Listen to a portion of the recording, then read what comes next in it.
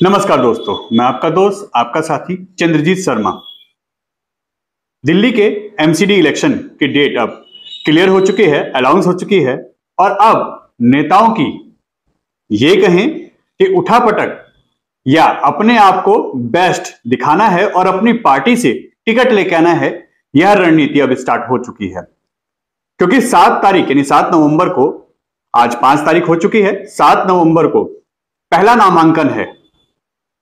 अब आप खुद सोचिए कि उनके पास 2 ही 3 दिन बचे हैं और हफ्ते के अंदर यानी 1 वीक के अंदर सभी पार्टियों को अपने अपने नेताओं के, अपने अपने कैंडिडेट को चूज करके उनका नामांकन भी करवाना है।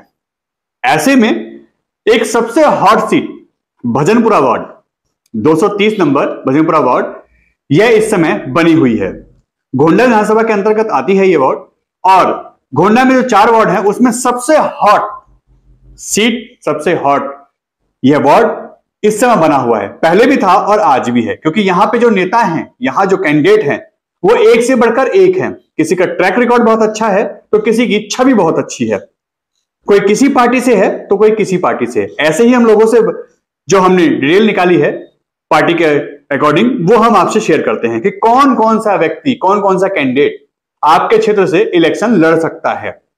जरा ध्यान से सुनिएगा और अगर इनमें से कोई भी आता है तो आपके पास ऑप्शन क्या बचता है, किस पार्टी को आप वोट देंगे और किस कारण देंगे, यह भी आपको ही चूज करना है। शुरुआत करते हैं सबसे पहले बीजेपी से।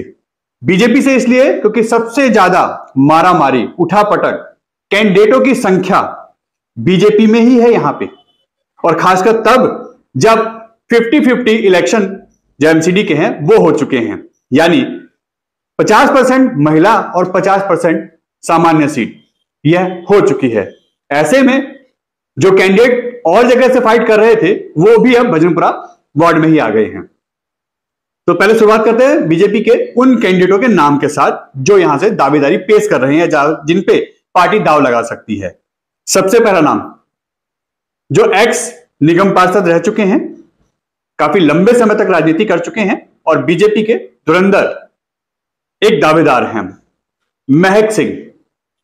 पहले भी यहीं से इलेक्शन लड़ चुके हैं, जीत चुके हैं, काम भी कर चुके हैं और लोग उनकी छवि को अच्छा देखते हैं। ब्रह्मपुरी वार्ड से भी लड़े थे, वहां से भी वो जीते थे, वहां भी 5 साल काम किया था। एक्सपीरियंस अच्छा है, काम अच्छा है, लोग उनको पसंद भी कर रहे हैं। मगर माइनस जो जा रहा है उनके साथ वो ये जा रहा है कि उनकी पार्टी के ऊपरी नेताओं से, सांसद हो, विधायक हो, ऐसे लोग हो, इन लोगों से थोड़ी सी अनबन चल रही है। हालांकि यह गॉसिप है या क्या है ये वो जाने और पार्टी जाने, मगर नाराजगी है, उनको इनका सपोर्ट नहीं है, ऐसी चीजें निकल कर आ रही हैं। मगर उनके साथ एक प्लस पॉइंट ये है कि वो संघ के व्यक्ति हैं। संघ में और ऊपर के नेताओं में यानी सीनियर नेताओं में उनकी अच्छी पकड़ है, तो हो सकता है पार्टी उनके साथ भी दाव लगा ले और वो भी टिकट लेके आए। दूसरा नाम, वीसी वशिष्ठ। बहुत एक्सपीरियंस है उनको भी राजनीति का, पिछले कई सालों से वो लगातार राजनीति कर रहे हैं, बीजेपी में प्रवक्ता हैं और इस भजनपुरा में पिछले कई सालों से वो काम भी कर रहे हैं। उनके साथ भी पार्टी जा सकती है, छवि उनकी भी अच्छी है और अगर कैंडिडेट के रूप में उनका नाम आता है तो बीजेपी के लिए भी अच्छा होगा। तीसरा नाम, यूके चौधरी। 2 नाम हम आपको बताते हैं, यूके चौधरी और दिनेश धामा।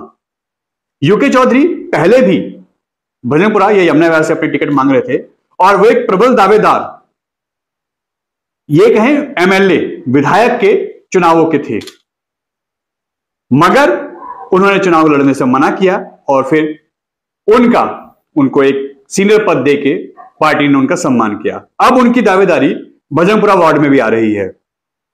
अच्छे नेता हैं, कोई कमी नहीं है किसी भी, ना नाम के, ना प्रचार के, ना किसी भी चीज को लेके। लोग उनको भी अच्छा मानते हैं अगर बीजेपी उनके साथ जाती है। हालांकि उनका नाम यमुना विहार से भी चल रहा है। हमने उनसे बात की तो उन्होंने बोला कि पार्टी जहां से भी मुझे सपोर्ट के लिए बोलेगी, पार्टी जहां से मुझे लड़ने के लिए बोलेगी, मैं तैयार हूं। तो अगर भजनपुरा में उनका नाम आता है तो भी वो लड़ेंगे और यमुना विहार से आता है तो भी वो लड़ेंगे, क्योंकि ये दोनों ही सीट सामान्य हैं। पार्टी अगर इनके साथ जाती है तो पार्टी को फायदा होगा। इसके साथ एक नाम, राज सिंह रज्जू यहां के मंडल अध्यक्ष हैं, पुराने कार्यकर्ता हैं और पिछले चुनावों में काफी मदद की है यहां के नेताओं की और यहां के कार्यकर्ताओं की। दावेदारी उनकी भी मजबूत है। पार्टी किसके साथ जाती है ये देखने वाला मसला होगा। इसके बाद जो एक नाम आता है दिनेश धामा का। दिनेश धामा का विधायक हो, सांसद हो या पार्टी के और नेता हो, खुल के सपोर्ट करते हैं क्योंकि वो पुराने कार्यकर्ता है और उन्होंने चाहे वो विधायक के इलेक्शन हो, सांसद जी के इलेक्शन हो या पार्टी के और कार्य हो, उसमें लगातार उन्होंने सक्रियता दिखाई है, काफी अच्छा काम किया है पार्टी के लिए। मगर उनका यहां से आना, उनका गोंडा वार्ड था, गोंडा से दावेदारी उनकी पक्की थी और वहां से कंफर्म टिकट थी उनकी। मगर उनको पार्टी ने अब भजनपुरा वार्ड से भी बोला है कि आप यहां से भी तैयारी करिए, तो उनका नाम अब भजनपुरा से भी चल रहा है। दावेदारी इनकी भी मजबूत है।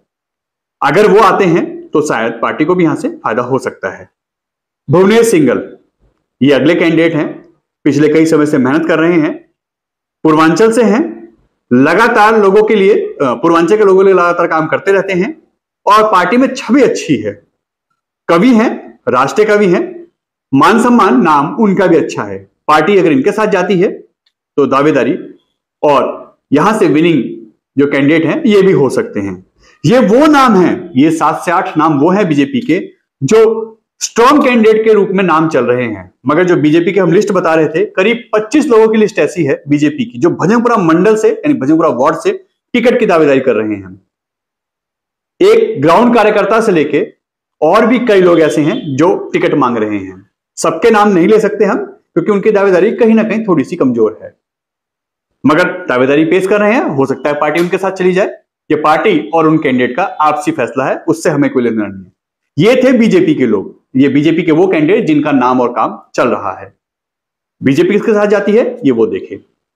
अब बात करते हैं कांग्रेस की। कांग्रेस का ग्राफ लगातार पिछले 7-8 सालों से गिरा है, मगर अब उसमें जान फूंकने के लिए राष्ट्रीय अध्यक्ष चेंज किए गए हैं, राहुल गांधी पदयात्रा कर रहे हैं और ऐसे कैंडिडेटों को वो ज्यादा तवज्जो दे रहे हैं जिनका नाम, काम और छवि बहुत अच्छी है। अगर पार्टी के कुछ कैंडिडेट जीत के आते हैं तो जाहिर सी बात है इनको संजीवनी से कम नहीं कहा जाएगा पार्टी के लिए। और अगर ऐसा होता है तो जाहिर सी बात है पार्टी भी आगे बढ़ेगी और अगली बार मजबूत दावेदारी के रूप में वो अपने सभी कैंडिडेटों को लड़वाएगी और हो सकता है ग्राफ कांग्रेस का और बढ़ जाए इसके बाद। तो उसको भी जीतने के लिए अच्छे कैंडिडेट, अच्छी छवि वाले लोग और एरिया में पकड़ रखने वाले लोग चाहिए। ऐसे अब नाम हम आपको बताते हैं जो 4-5 नाम चल रहे हैं। नाम और भी हो सकते हैं अंदर खाने, मगर ये वो नाम है जिनके नाम चल रहे हैं। पार्टी अगर इनके साथ जाती है तो हो सकता है पार्टी यहां से भी सीट जीत सकती है क्योंकि त्रिकोण मुकाबला यहां होने वाला है। इसमें सबसे पहला नाम है ठाकुर विनोद जायज का। ठाकुर विनोद जायज कोरोना काल में सबसे ज्यादा एक्टिव रहने वाले नेता थे। हम ऑफिशियली बोल सकते हैं इस चीज को कि कई लोगों की, कई हमारे जानने वालों की मदद भी उन्होंने की है। जब अच्छे अच्छे नेता और अच्छे अच्छे लोगों ने मना कर दिया था तब उन्होंने की है। तो ये कोरोना काल में उन्होंने काम किया है जिसकी वजह से उनकी छवि इतनी अच्छी है कि उनके नाम से यहां से कांग्रेस की एक अलग लहर है। अगर पार्टी उनके साथ जाती है, उस व्यक्ति को यहां से अपना कैंडिडेट बनाती है, तो जाहिर सी बात है पार्टी यहां से जीत का भरोसा ले सकती है क्योंकि नाम, काम आज भी सबसे ज्यादा अगर कांग्रेस के रूप में चल रहा है, एक समाजसेवी के रूप में चल रहा है, एक एक्टिव कार्यकर्ता के रूप में चल रहा है, तो ठाकुर विनोद जायज का नाम सबसे टॉप पे है। ये कांग्रेस की साइड से है। पार्टी किसके साथ जाती है पार्टी देखिए, मगर सपोर्ट अच्छा है कांग्रेस को, यहां इस नाम से फायदा हो सकता है। दूसरा नाम Satish Bedi, Indian gas agency के ओनर हैं यहां के। बहुत अच्छी छवि है उनकी, समाजसेवी हैं, धार्मिक हैं और जो एरिया में पैठ है उनकी वो बहुत अच्छी है। हर घर तक उनकी पकड़ है क्योंकि गैस एजेंसी है उनकी, हर घर के व्यक्ति उनको जानता है और अच्छे स्वभाव के व्यक्ति हैं। उनका भी नाम कांग्रेस के इस लिस्ट में चल रहा है। अगर उनकी दावेदारी यहां से मजबूत होती है, उनका नाम आता है, तो पार्टी को उनके नाम से ही फायदा होगा। सीट त्रिकोणों का मुकाबले में यहां कांग्रेस की भी निकल सकती है। इसके बाद बात करते हैं विपिन हमरोल। विपिन हमरोल पुराने कार्यकर्ता हैं, बहुत लंबे समय से ये कहें कि उनके घर के लोग तक इस कांग्रेस के जड़ से जुड़े हुए हैं और काफी लंबे समय से राजनीति कर रहे हैं। हर धरना प्रदर्शन हो, हर सामाजिक कार्य हो या कोई भी ऐसी चीजें हों, वो वहां रहते हैं। बड़े नेता से लेके एक छोटे कार्यकर्ता तक, एक गली नुक्कड़ के कार्यकर्ता तक उनकी पकड़ है। उनका भी नाम इसमें सबसे लिस्ट टॉप में चल रहा है। अगर उनका नाम चलता है, वो जीत के, उनकी यहां पे दावेदारी मजबूत होती है, उनका कैंडिडेट के रूप में यहां नाम आता है, तो पार्टी को यहां से फायदा हो सकता है। इसके बाद जो चौथे हैं वो हैं अजीत चौधरी।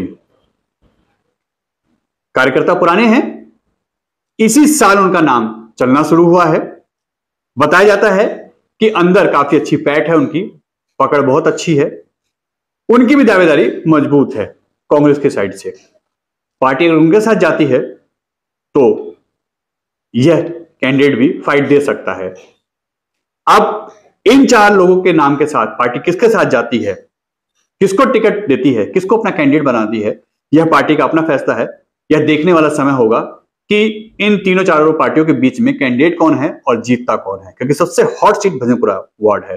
गोंडा भी हमेशा टॉप पे रहा है। यहां गृह मंत्री अमित शाह तक, केजरीवाल जी यहां कई बार एमएलए चुनाव में, विधायकी के चुनाव में यहां प्रचार करने आए हैं। तो आप सोचिए कि किस तरीके का ये विधानसभा है और किस तरीके के यहां वार्ड हैं।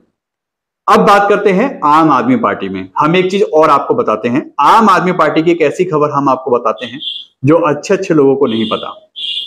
हालांकि सूत्रों के हवाले से खबर है ये, मगर ऐसा होता है तो आम आदमी पार्टी में बहुत उठापटक होगी। और इसके साथ साथ बीजेपी हो, कांग्रेस हो, इसमें भी इसका असर दिखाई देगा। इसमें भी बहुत उठापटक होगी। टिकट कट सकते हैं, टिकट मिल सकते हैं, कोई और दावेदारी पेश कर सकता है, किसी और को टिकट मिल सकती है। ऐसे एक खबर हम आपको देते हैं, मगर शुरुआत करते हैं जो कैंडिडेट हैं उनके बारे में। सबसे पहले अरुण तोमर, पुराने कार्यकर्ता हैं आम आदमी पार्टी के।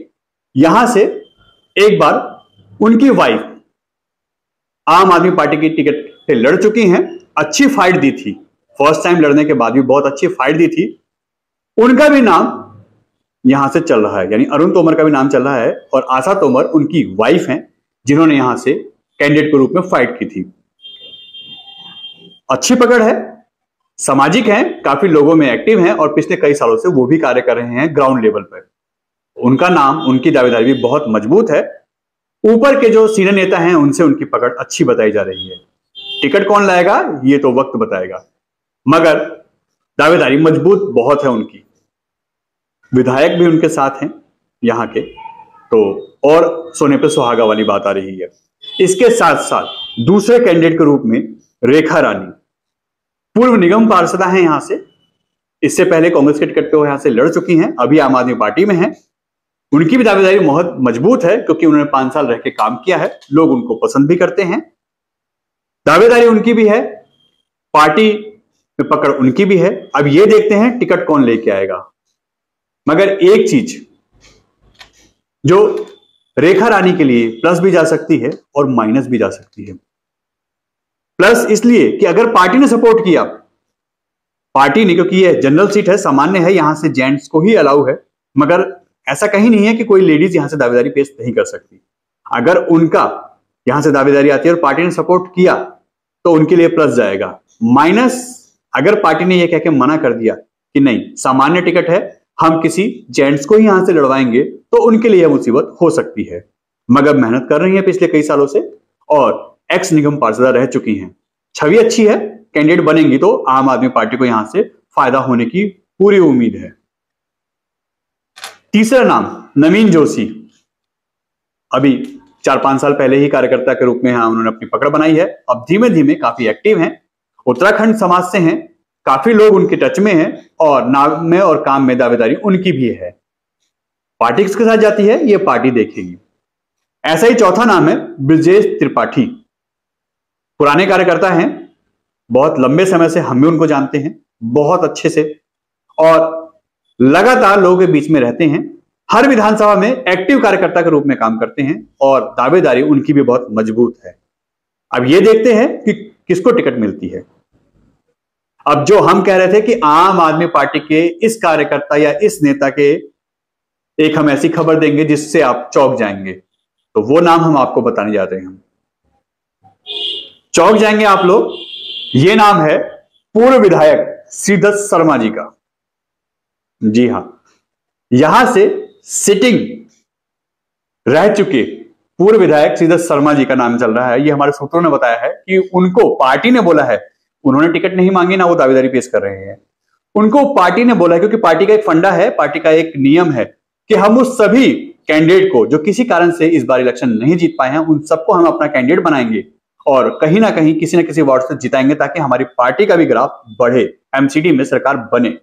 इसी कड़ी में यहां से पूर्व विधायक श्रीदत्त शर्मा का नाम चल रहा है। पार्टी अगर उन पे गेम खेलती है, पार्टी उनके सपोर्ट में जाती है, तो यह बाकी सभी कार्यकर्ताओं के लिए चुनौती पेश होने वाली है।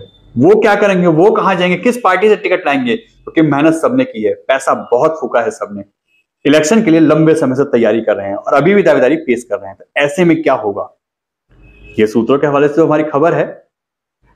अगर ऐसा होता है तो जाहिर सी बात है, आम आदमी पार्टी का यहां से कैंडिडेट अगर श्रीदत्त शर्मा जी होते हैं तो उठापटक तीनों पार्टियों पर असर दिखाएगी। और टिकट कौन लेके आएगा, किस पार्टी से किसकी जीत होगी, कौन आएगा, ये सारे समीकरण बदल सकते हैं। हालांकि इस बार वो यहां से चुनाव हार गए थे, अच्छे खासे मार्जिन से हारे थे, मगर यह निगम का चुनाव है और लोकल में एक फेस वैल्यू देखी जाती है, पार्टी यहां पे सेकेंडरी होती है। तो अब यहां क्या होगा यह आप देखिए, और पार्टी आने वाले समय में यहां क्या करेगी, कैसे चलाएगी अपने आप को, वो देखना है।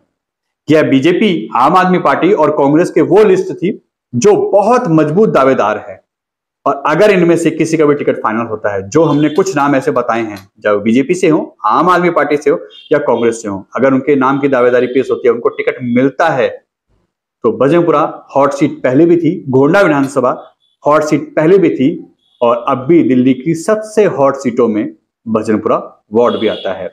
हमारी खबर कैसे लगी कमेंट जरूर करिएगा, शेयर करें हमारी खबर को, हमारे चैनल को सब्सक्राइब करना ना भूलें। N Bharat TV, Bajrangpura, Delhi.